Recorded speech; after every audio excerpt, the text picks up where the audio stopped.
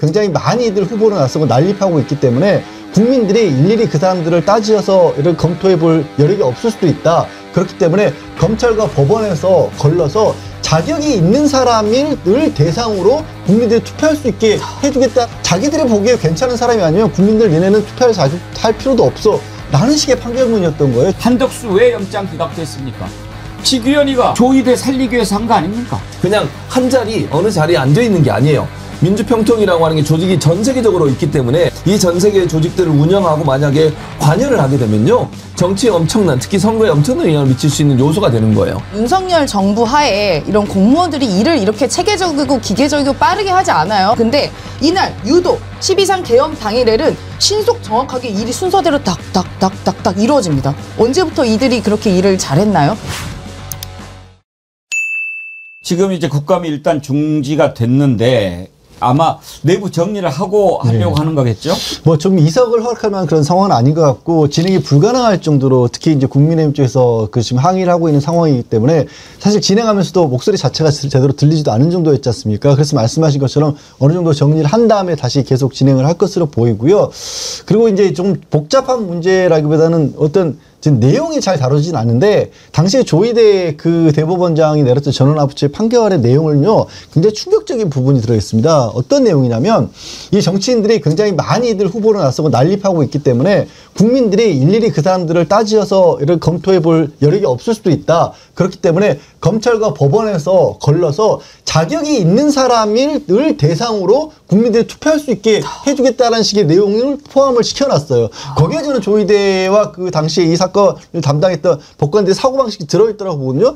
자기들이 보기에 괜찮은 사람이 아니면 국민들 얘네는 투표할 필요도 없어. 라는 식의 판결문이었던 거예요. 저 판결문 자체가 위헌적인 내용을 들고 있었던 겁니다. 이런 것까지 뭐 들어가게 되면 이걸 가지고 가면 진짜 그야말로 재판의 독립을 침해한다고 하기 때문에 그래서 이 부분은 이제 민주당 의원들도 지적을 하진 않겠지만 굉장히 잘못된 사고방식이 들어가 있었던 거고 그리고 법원이 저는 이건 사실 지적하신 것처럼 사법 쿠데타 시도였다고 저도 보고 있거든요. 법원이 그런 식의 어떻게 보면 뭐 국민들로부터 무슨 일을 해도 정치권으로부터 견제받지 않는다라는 식의 주장을 하려면요. 과거에 법원이 걸어온 길들을 보았을 때 야, 대한민국 법원은 정치권에서 무슨 일이 있든 간에 정말 검찰이 무슨 재판을 하건 간에 무슨 재판으로 기소를 하건 간에 꿋꿋하게 재판의 독립을 지켜왔어 라고 할 만한 역사가 있어야 돼요. 아니요? 지금 지난 과거의 정권 때 예를 들어서 군사정권 시절 때 박정희 때 전두환 시절에 어떤 재판을 했습니까? 아까도 얘기했던 것처럼 그 많은 사건들의 억울한 재판 희생장으로 사형적으로 보냈던 사람들이 법원의 판사들이었어요. 그러니까 권력으로부터 독립되지 않았던 역사를 가지고 있는 게 법원인 거지 권력으로부터 독립됐던 게 아니에요. 근데 진보정권 민주정권에 들었으면 그때부터 사법부의 재파, 사법부의 독립 이걸 외치는 거예요. 이 모습, 이 달라진 모습 이것부터 설명을 해야 돼요. 법관이 저런 얘기를 하려면. 아니 너무나 쉽잖아요. 왜 조이대가 그렇게 했는지 그리고 한덕수는 왜 그렇게 했는지 이것을 다 국민들이 알고 있는데 조이대가 정말 저렇게 뻔뻔하게 앉아 있는단 말이에요. 사법부 독립 운운하면서 대법원이 깝죽대고 국민의힘이 여기에 덩달아서 막 이렇게 저렇게 얘기를 하는데 저는 이거 다 전략이라고 봅니다. 무슨 얘기냐? 국민들 시선을 그쪽으로 좁히는 거죠. 우리는 좀 크게 봐야 됩니다. 지금 단순히 조이대가 대법원장인데 이거 증인으로 한 전례가 없다. 막 이거 가지고 싸우는 것처럼 보이려고 하는 것 같은데 우리 정의원들은요 크게 봐야 합니다. 지금 이게요 앞으로는 우리의 역량을 조이대 한덕수 대통령 만들어서 조이대가 한덕수 대통령 만들어서 윤석열 정권을 연장시키기 위한 제2의 내란을 시도했다. 여기에 대한 특검 만들어야 된다. 우리가 여기에 총 결집을 해야 됩니다. 그렇지 않고는 백날 해봐야 소용없습니다. 조이대가 버티고 있는 한 지기현이가 윤석열 끝까지 봐줄 것이고 조이대가 대법원장으로 있는 한 윤석열에 대해서 무죄 나올 겁니다. 이거 어떻게 됩니까? 말이 안 되잖아요. 이것이 어떻게 되는가부터 밝히지 않으면 아무리 해봐야 소용없는 일입니다. 한덕수 대통령 만들기에 대한 정황이 하나하나 드러나고 있어요.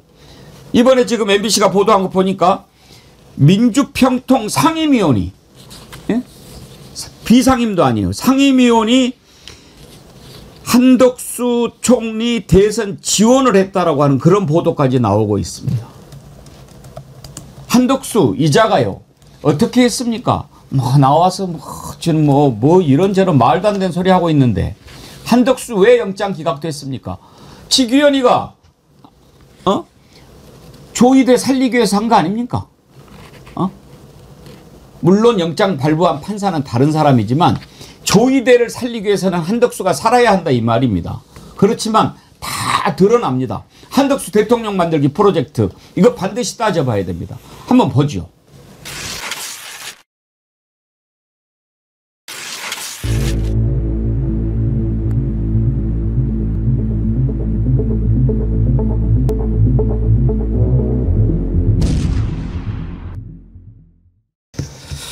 이 한덕수가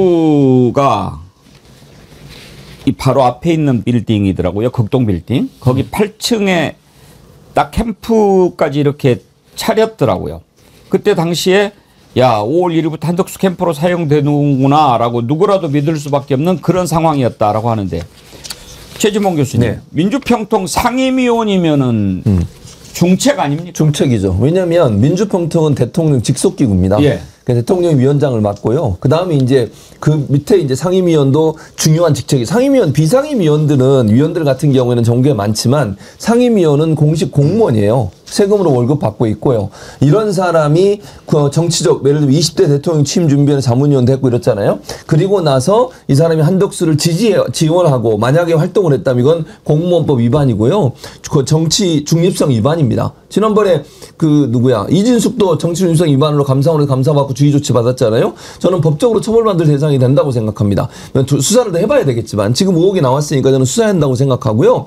민주평통은 대통령 직속기구 대통령 위원장을 맡고 있기 때문에 권한이 막강하고요. 그게 전국적으로 엄청난 사람들이 있어요. 그러니까 위원들이 전국에 있고요. 전 세계에 있습니다. 제가 미국에서 할 때도 보면 저거 하려고 얼마나 노력하는지 몰라요. 1년에 한 번씩 그 당시에 예전에는 청와대 불러가지고 회의도 하고 이래요. 근데 들어오면 비행기 비용이나 이런 것도 지급해주고 이런 경우도 있거든요. 그래서 그거 하려고 외국에 있는 제외 그 국민들 있지 않습니까? 미국 같은 경우도 지역별로 다 있습니다. 여기 뭐 달라스도 있고 휴스턴도 있고 뭐 다 있거든요. 근데 조직이 어마어마해요. 만약에 이 상임위원이라는 자리에 권한을 가지고서 이 조직들을 운영하고 조직들을 이용해서 누군가를 지원하려고 하면 엄청난 영향력을 행사할 수 있는 그런 위험성도 있는 자리예요. 그냥 한 자리 어느 자리에 앉아 있는 게 아니에요. 민주평통이라고 하는 게 조직이 전 세계적으로 있기 때문에 이 전 세계의 조직들을 운영하고 만약에 관여를 하게 되면요. 정치에 엄청난 특히 선거에 엄청난 영향을 미칠 수 있는 요소가 되는 거예요. 그렇기 때문에 이거는 정치의 중립성 위반뿐만 아니라 선거에 개입할 수 있는 여러 가지 정황들이 있기 때문에 반드시 수사해서 엄정하게 처벌하고 만약에 그 당시에 정말 한덕수를 지지하려고 이 사람이 그런 구체적인 활동을 했다는 정황이 나오면 처벌할 뿐만 아니라 어떤 정황들이 있는지를 확인해 봐야 한다고 생각합니다. 이것뿐만 아니라 이제 한덕수에 대해서도 하나하나 나올 겁니다. 일단 오늘 한덕수 내란 재판이 내일인가요? 그런데 3급 15일인가? 예. 3급 비밀로 분류되어 있는데 그 CCTV를 공개를 하기로 했잖아요. 그런데 재판에서 중계를 하냐 안 하냐가 궁금했는데 왜냐하면 재판장하고 이렇게 거기에 있는 사람만 보느냐 아니면 국민이 다 볼 수 있느냐 재판은 중계를 하는데 근데 그 CCTV도 중계를 하기로 지금 속보가 떴어요. 일부 중계를 하기로 했습니다. 어떤 내용이냐고 하냐면 지금 대통령 접견실에 있는 CCTV인 것으로 그렇게 알려져 있고요. 왜 3급 기밀이냐면 말씀하신 것처럼 대통령 접견실 내부의 CCTV였기 때문에 그리고 아마도 여기에 찍힌 사람들도 거기에 CCTV가 있는지 모를 만큼의 뭐 경호상으로 또 그 내부에 국방과 관련된 그런 안보도 있기 때문에 당연히 그냥 나중에 사후적으로 지정한 게 아니라 그 내용 자체가 3급 군사기밀로 돼 있었던 겁니다. 그런데 거기에 찍힌 내용은 언론을 통해서 알려진 바들인 것처럼 한덕수, 이상민 그리고 지금 박성재 전 법무부 장관까지도 다 문건을 받았었고 그 문건을 뭐 이 안주머니에 넣기도 하고 한덕수하고 이상민 같은 건 뭐 16분 가량을 이렇게 그 관련해서 얘기를 나눈 모습도 찍혀 있었다라고 하고요. 그러면 그게 직접적으로 계엄과 관련해서 어떤 역할을 했는지를 그날 밤에 무슨 일을 했는지를 알 수가 있는 거거든요. 추가적으로는 김영현 당시 국방부 장관하고 한덕수하고 이 주가 정글수, 국무위원 정적수가 이 국무회의를 개최하는 데 필요한 정적수에서 4명 정도가 부족하다라고 손치사라는 모습들이 다 찍혀 있다라는 거 아니겠습니까? 그런 거를 국민들이 직접 볼 수 있어야 야 저런 정도의 얘기를 한다라면 저런 손짓이하고 저렇게 문건을 가지고 있었다고 한다면 한덕수가 지금 불구속 상태에서 그것도 내란 우두머리에 대한 방조라는 혐의를 받고 있지만 저 정도라고 한다면 국무총리 자리에 있어서 저런 행동을 한 건 사실상은 중요 임무 종사자로 봐야 하는 거 아니야? 그럼 지적하신 것처럼 저 한덕수에 대해서는 왜 구속영장이 기각이 됐지? 저 정도면 당연히 발부가 되는 거 아니야? 오히려 단전단수치라는 이상민보다 더 죄책이 무거운 거 아니야? 이런 것들을 국민들도 볼 수가 있는 겁니다. 그러면 거기서 제대로 된 힘을 받고 지금 말씀하신 지금 사법부의 잘못된 부분을 다시 한번 조사를 한다거나 아니면 재판부가 여전히 직위원 재판부 끌고 있는 이 부분이 과연 온당한 것인지 이런 부분에 대해서 다시 한번 판단할 기회가 주어지는 거고요.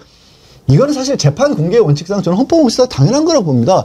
재판은요. 판사 한두 사람에게 그다음에 대법원장이 이 재판부에서 해라 이런 식으로 정해지는 게 아니라 헌법의 공개의 원칙은 뭐냐면 원래 국민들이 단죄를 하는 거 국민들이 정하는 거지만 그걸 국민들이 다 나설 수가 없고 다들 전문가는 아니니까 이 법관이라고 하는 사람들을 뽑아서 그걸 맡겨놓은 권력인 거고 대신에 이 사람들이 제대로 하는지 우리도 봐야겠다라는 의미에서 헌법이 재판을 공개하도록 하고 있는 거예요. 그게 무슨 특별한 일이라도 되는지 중계를 하니 마느냐 저는 다 공개해야 된다고 봅니다. 저는요 소름이 끼치던데 한덕수가 처음에 대선 출마한다고 후보로 나서겠다고 자기는 뭐 공정한 대선 관리한다고 그랬다가 갑자기 그만둔다고 했을 때 아 제자가 내란에 깊숙이 개입돼 있기 때문에 자기 살려고 저러는구나 그렇게 생각을 했거든요. 근데 제가 참 순진했어요. 지금 조이대 한덕수 하는 걸 보면 단순히 지 살려고 하는 게 아니라 대통령 되려고 했던 거라니까요. 네, 실제로 본인이 관리만 하겠다라고 처음에 선언을 했었잖아요. 그런데 이상한 이유 없이 그것도 되게 시기가 오묘한 게 이재명 당시 후보가 이 파기환송 되고 나서 바로 그 다음날 대선 후보 선언을 합니다. 그러니까 이게 이상할 수밖에 없는 거죠. 뭘 믿고 그러면 했겠냐. 그 사법부를 믿거나 다른 그 뒤에 있는 뒷배 내란수계가 심어놓은 그런 일부의 권력의 힘을 믿고 하지 않고서는 이렇게 할 수가 없습니다. 아니 그래도 당의 후보로 나가야 되는 거잖아요. 그리고 국민의힘에는 이미 여러 명의 후보가 있었고 가장 강력한 김문수가 있었습니다. 그런데 뭘 뒤집고 이 사람이 할 수 있겠습니까? 보통의 공당이라면 이 사람은 당원도 아니었고 심지어 당원도 아니었던 자가 대선 후보가 되겠다고 하면 그 안에서의 반발이 먼저 존재해요. 아니 우리가 미는 후보가 있는데 당신이 뭔데 당원도 아닌 자가 와서 하겠다고 하는데 그 당시 국민의힘 보십시오. 똘똘 뭉쳐가지고 오히려 후보였던 김문수를 내리고 한덕수를 옹립하려는 여러 행위들이 포착이 됐잖아요.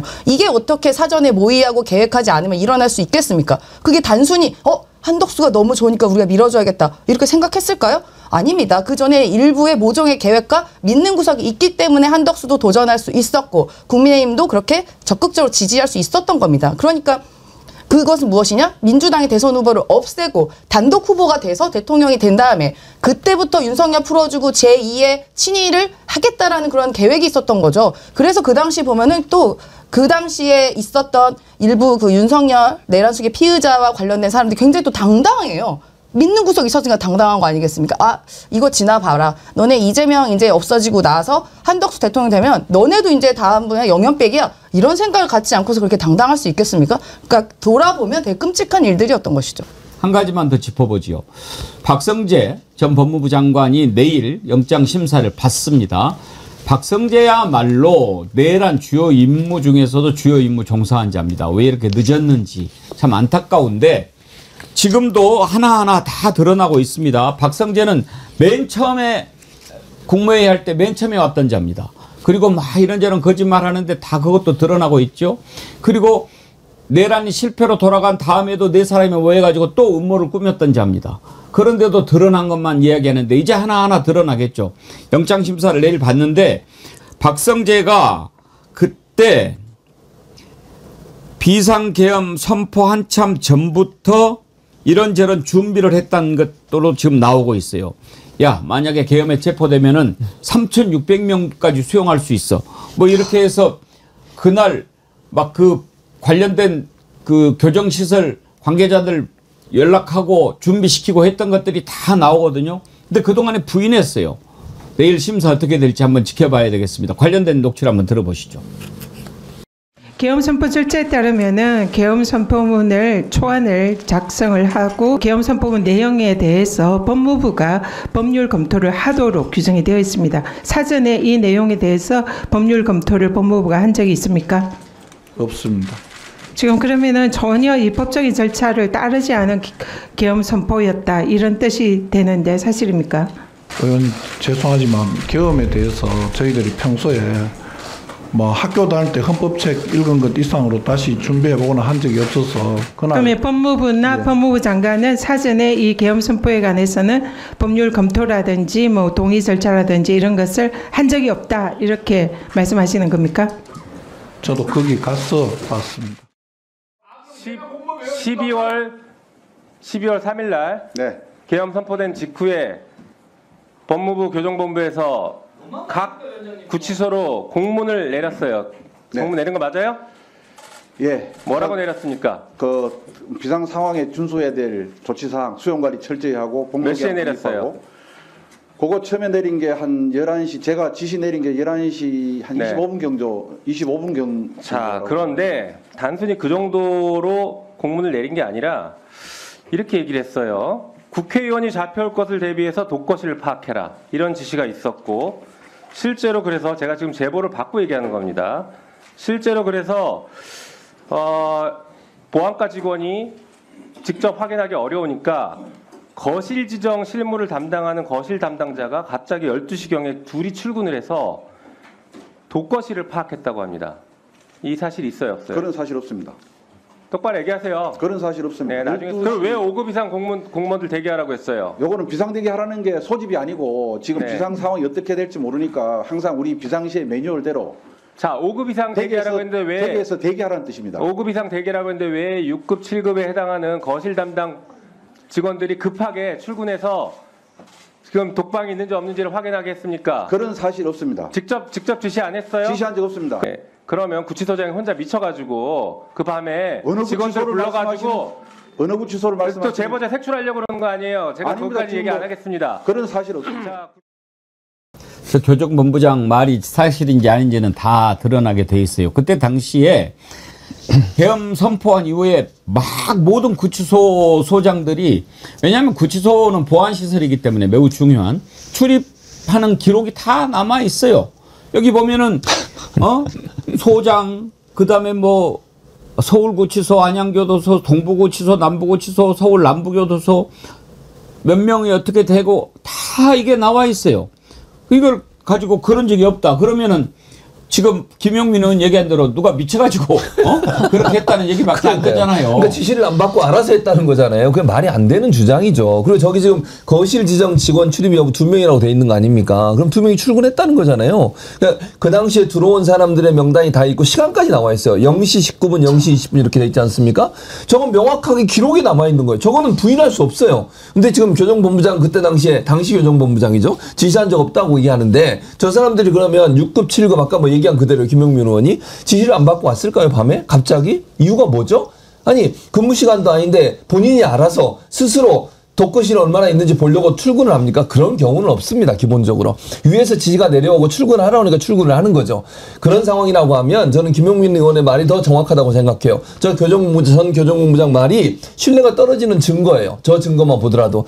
6급, 7급이라는 사람들도 5급도 마찬가지입니다. 위에 있는 사람이 지시 없이 출근 시간이 아닌데 출근을 하고 출근해야 될 이유가 없는데 출근한다? 있을 수 없는 일이에요. 누군가의 지시가 분명히 있었을 것이고 그 정점에는 교정본부장이 있는 거 아닙니까? 저 사람도 누군가로 지시를 받았겠죠. 그런 연관고리를 찾아내는 것이 반드시 필요하다고 생각을 합니다. 아니 임세호 대변인님, 네. 우리가 윤석열이 내란 당일날 새벽에 방송을 같이 했잖아요. 맞아요. 네. 그때도 우리가 지금 이게 어떻게 된 상황인가, 도대체 미친놈 아니냐 이렇게 하고 있었는데 구치소에서 계엄을 발표했네. 그러면 나쁜 놈들 다 잡아오겠네. 그러면 얼른 우리가 들어가서 방을 확보를 해야지. 이렇게 생각하고 움직였다는 얘기예요? 아니, 그러니까 저 그날 기억하시지만 저희 너무 정신 없었고 이게 뭐 꿈이야 생시야 했던 시간이었잖아요. 그래서 뭐 어떻게 돌아가는지도 모르고 그리고 굉장히 무시무시한 포고령을 내렸습니다. 그래서 언론, 뭐 특히 이제 우리 정어리 TV 같은 것도 굉장히 위험할 수 있어서 저희가 막 문 3번, 4번 걸어 잠그고 했던 기억이 나는데 또 생각해 보시면요, 윤석열 정부 하에 이런 공무원들이 일을 이렇게 체계적이고 기계적이고 빠르게 하지 않아요. 그동안의 일을 행태를 봤을 때. 근데 이날 유독 12.3 계엄 당일에는 신속 정확하게 일이 순서대로 딱딱딱딱딱 이루어집니다. 언제부터 이들이 그렇게 일을 잘했나요? 윤석열 정권하에 있는 사람들이. 그러니까 지금 박성재 전 법무부 장관도 보면은 그 미리 구치소 수용 공간 확보 3,600명 하고 또 출국 금지 인원 대기시켰고 또 합동수사본부의 검사 파견 지시하라는 신속 정확한 지시를 내렸는데 아니 언제부터 이들이 그렇게 일을 신속하게 했냐고요. 이날만 그렇게 한 거예요. 그러니까 우리가 의심을 하는 것은 이 박성재 장관도 이 내란에 이미 사전부터 계획에 가담한 거 아니냐라는 의심을 할 수밖에 없는 것이고 그리고 여기 있는 뭐 독거실 확보하고 이런 거는 누구 잡아가려고 독거실 확보했겠습니까? 3,600개나. 그리고 다 보면 서울 근교예요. 국회의원들 잡고 언론인 잡고 하려고 했던 거 아니겠습니까? 끔찍한 일인 거죠. 뭐 모른다고 몰라지는 게 아닙니다. 양열 변호사님, 법무부 지시 없이 교정시설 관계자들이 알아서 새벽에 출근하고 그렇게 하겠습니까? 불가능한 얘기죠. 그리고 출근 퇴근 시간이 한 사람은 2명인데 서울구치소에 12시 19분이었고 한 사람은 12시 20분이었고요. 퇴근은 공교롭게 둘이 같이 2시 14분에 합니다. 그러니까 계엄 해제 의결이 가결되고 나니까 이제 할 일 없겠다라고 해서 돌아갔던 거예요. 그리고 지금 임세훈 대변인이 잘 설명하신 것처럼 저 박성재가 지시했던 게 딱 3가지입니다. 수사를 하라고 수사 인원을 파악하라고 그랬고, 그 다음에 도망 못 가게 출국 금지를 시켰고요. 가둬놓기 교정수사까지 지시를 한 거예요. 착 맞아 떨어지는 겁니다. 그리고 그날 유혁정 감찰관이 이제 법무부에 들어왔을 때 회의에서 난 참가 못 하겠다고 그만두고 그 자리에 나와서 사표를 쓰지 않았습니까? 그때 이렇게 증언을 하고 있어요. 들어가서 뭔가 지금 법무부 장관이 굉장히 뭐 당황한다거나 우리도 어떻게 해야 될지 뭐 상황 파악이라도 해야 된다거나 그러니까 잠깐 좀 앉아봐라 이런 식으로 나왔으면 자기도 사표 쓴다는 얘기를 못했을 것 같다는 거예요. 근데 너무나 당당하게 지금 일해야 되니까 빨리 앉아 이런 식의 그런 어떤 그 모습을 비추니까 이건 아니다 싶어서 사표를 쓰게 됐다라는 거예요. 그 얘기는 뭐예요? 박성재는 충분히 준비를 하고 있었고 업무 지시를 하고 있었던 거예요.